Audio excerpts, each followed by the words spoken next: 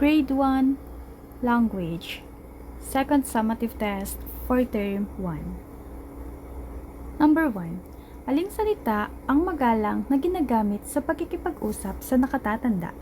A. Oo. B. Opo. C. Sige po. D. Makinig ka nga. Ang tamang sagot ay letter B. Opo. Number 2. Ano ang ibig sabihin ng salitang pareho? A. Iba. B. Mali. C. Hindi gaya. D. Magkatulad ang katangian. Ang tamang sagot ay letter D. Magkatulad ang katangian. Number 3. Alin ang pangungusap na patanong? A. Saan? B. Halika. C. Umupo ka. D. Isara mo ang pinto. Ang tamang sagot ay letter A. Saan? Number 4. Nais mong maabot ang tubig. Ano ang pinakamagalang mong sasabihin? A. Tubig. B. Akin na. C. Pakiabot po. D. Ibigay mo sa akin ngayon. Ang tamang sagot ay letter C. Pakiabot po. Number 5. Saan tayo karaniwang nagluluto ng pagkain? A. Sala. B. Kusina. C. Kwarto. D. Silid-aralan. Ang tamang sagot ay letter B. Kusina. Number 6. Bumaha sa bakuran dahil malakas ang ulan. Ano ang sanhi? A. Baha. B. Bakuran. C. Basang lupa. D. Malakas na ulan. Ang tamang sagot ay letter D. Malakas na ulan. Number 7. Piliin ang tamang salita. Malakas ang ulan, blank, bumaha. A. At. B. Dahil. C. Kaya naman. D. Sa kabila nito. Ang tamang sagot ay letter C. Kaya naman. Malakas ang ulan, kaya naman bumaha.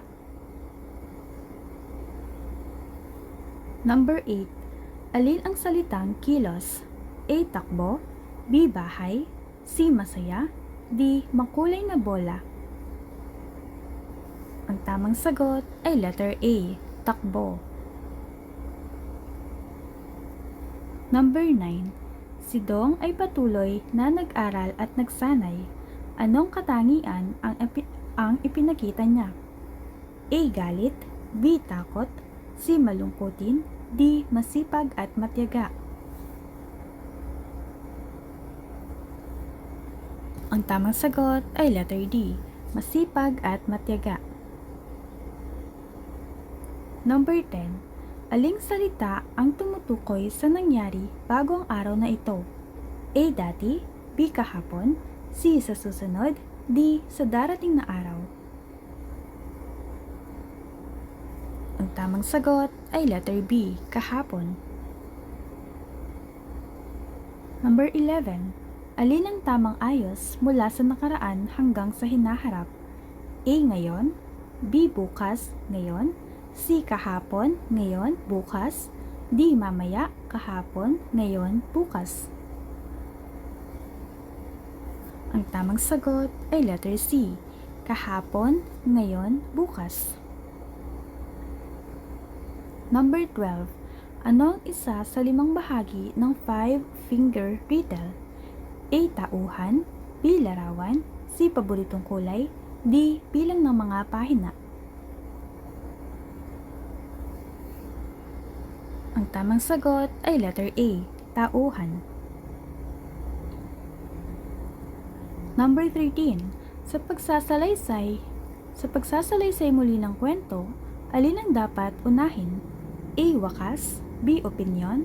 C. Paboritong tauhan. D. Pangyayaring nasa simula ng kwento.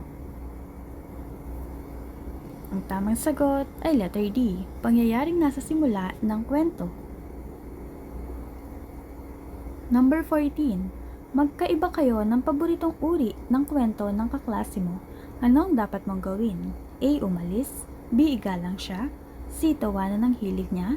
D. Pilitin siyang piliin ang gusto mo. Ang tamang sagot ay letter B. Igalang siya. Number 15. Alin ang pinakamainam na pangungusap kapag kailangan mong humiram ng aklat? A. Aklat. B. Akin na. C. Maaari po bang makahiram? D. Ibigay mo agad sa akin ang aklat. Ang tamang sagot ay letter C. Maaari po bang makahiram?